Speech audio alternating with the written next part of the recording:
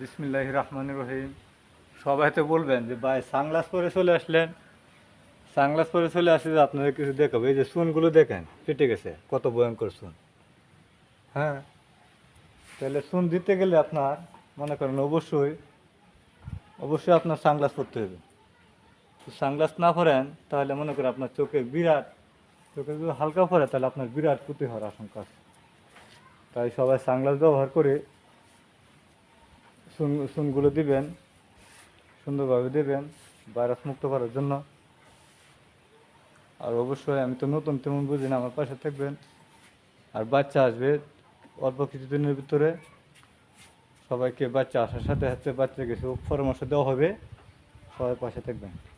আর অবশ্যই চুন দেওয়ার আগে অবশ্যই আপনার সানগ্লাস পরে নেবেন, আর চোখে পড়লে আপনার মারাত্মক ক্ষতি হওয়ার আশঙ্কা আছে। জানেন তো চুন চুন যদি আপনার চোখে পড়ে তাহলে কতটুকু ক্ষতি হতে পারে।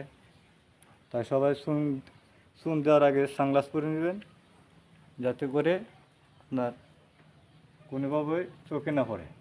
চোখ নিরাপদ চোখ নিরাপত্তা রাখতে চাইলে আপনার সানগ্লাস পরতেই হবে অবশ্যই।